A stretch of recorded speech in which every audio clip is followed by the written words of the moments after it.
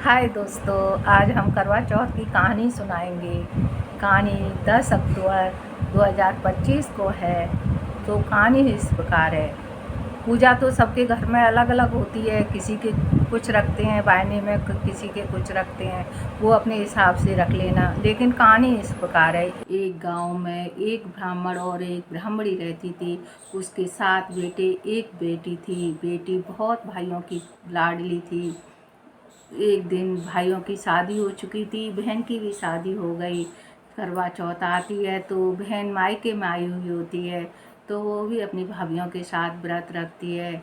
लेकिन भाई शाम को अपने कामों पे से आते हैं तो अपनी बहन से कहते हैं, आजा बहन तू भी खाना खा ले।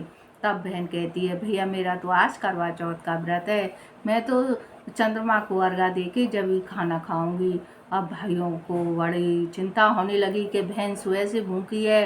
तो छोटा भाई अपना भाग कर जाता है और गांव के बाहर एक पेड़ पीपल का बहुत बड़ा, उस पर चढ़कर छन्नी में दीपक लगाकर और बहन से कहता है, बहन देख तेरा चांद निकल आया।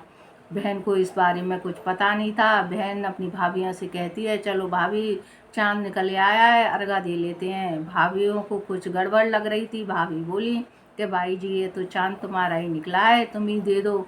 तो उन्होंने वो चांद वो अर्घा दे दिया। अब बहन जैसे खाना खाने बैठती है तो पहला निवाला तोड़ती है तो उसमें बाहर निकलता है, और दूसरा निवाला तोड़ती है तो इसमें छींक आती है, और तीसरे निवाले पे ही तो ससुराल से बुलावा आ जाता है कि तू जैसे बैठी है वैसे ही चल। तो वो घबरा जाती है और तेरा पति बहुत बीमार है। तो वो दौड़ जाने के लिए दौड़ने लगती है तो माँ कहती है, रुक बेटा, मैं अभी आती हूँ। अंदर जाती है तो पहला बक्सा कपड़े, अपनी बेटी के कपड़े पहनने के लिए निकालती है तो का सफ़ेद साड़ी हाथ में आ जाती है। तो वो घबरा जाती है कि ये कैसा सुगंध हो रहा है। फिर दूसरा बक्सा खोलती है तो काले कलर की साड़ी उसके हाथ में आ जाती है। तीसरा बक्सा खोलती है तो फटे कपड़े उसके हाथ में आ जाते हैं। अब माँ घबरा जाती है और मन ही मन प्रार्थना करने लगती है। तो एक सिक्का अपनी बेटी के हाथ में देती है, कहती है कि बेटा ऐसा करना, जो भी रास्ते में मिले उसके पैर छूती हुई जाना, जो तुझे स्व का आशीर्वाद दे तो उस सिक्का उसके हाथ में दे देना और अपने पल्लू में गांठ बांध लेना।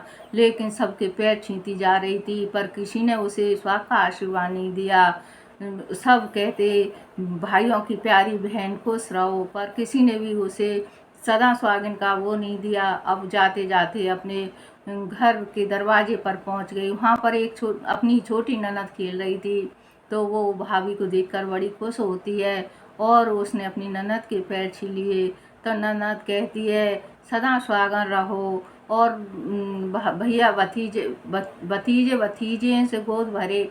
अब उसने वो सिक्का अपनी ननद के हाथ में रख दिया और अपने पल्लू में गांठ बांध ली। अंदर जाती है, अंदर देखती है तो वही बहुत शोक मच रहा था, रोना धोना हो रहा था कि ये। तब पूछती है अपनी सास से, माँ ये क्या हुआ है। तब वो कहती है, मेरा बेटा चला गया है।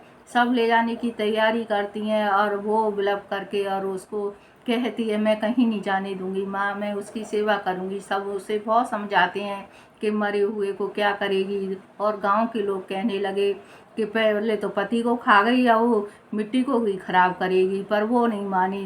तब कोई दो चार कहने लगे कि कोई बात नहीं है, ये तो पागल हो चुकी है, इसके नगर से बाहर एक झोंपड़ी डलवा दो, नहीं मानती है तो उसमें इसको रख दो और इसको छोड़ दो।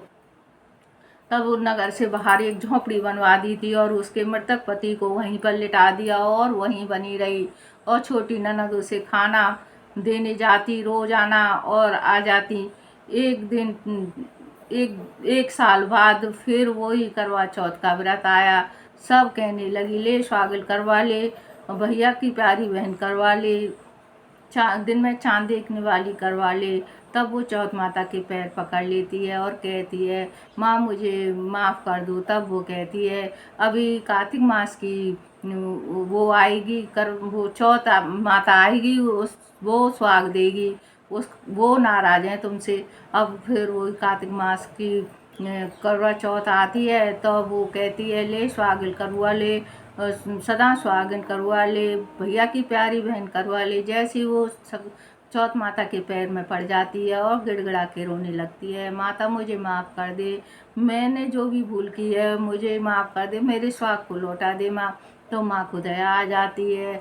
माँ कहती है तूने तो दिन में व्रत को भंग किया था। वन की माँ वैसा नहीं होगा, मुझे बताओ ये मेरे पति जिंदे कैसे होंगे। तब वो अपने काजल सिंदूर में से मांग में से सिंदूर निकालती है और आंखों में से काजल निकालती है, नाखून में से मेहंदी निकालती है, अपनी चिंगो उंगलियां काट के उसके ऊपर छिड़क देती है और वो जिंदा हो जाता है राम राम करके। तब कहता है अपनी पत्नी से हम तो बड़े सोए।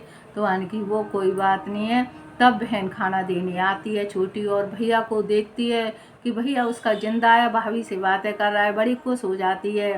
तब भाभी कहती है भाई जी अपनी माँ से कहना कि वो गाजे बाजी के साथ अपने बेटे को लेने आ जाए सब परिवार के साथ। तो भाग कर आती है और माँ से कहती है माँ भाई जिंदा है। तब सब कोई भी इसकी बात पे यकीन नहीं मानना, तो कोई दो चार कहते हैं कि लड़की यूँ ही थोड़ी कहेगी, जाकर तो देख लीजिए। तब वहाँ पर गए तो सचमुच में ही बेटा जिंदा। तो गाजी बाजी के साथ अपने बेटे को लेने गए। तो बहू ने सास के पैर छुए और सास अपनी बहू के गले लगी। तब वो बहू कहती है माँ आपके बेटे जिंदे हैं। कि हाँ बेटा ये तो तेरे कारण जिंदे हैं, मैंने तो 1 साल पहले ही अपने घर से निकाल दिया था अपने बेटे को, ये तो तेरी तपस्या के कारण ही जिंदा हुआ है। खूब सदा सुहागन रहो बेटा। और गाजीवादी के साथ उसे घर लाते हैं।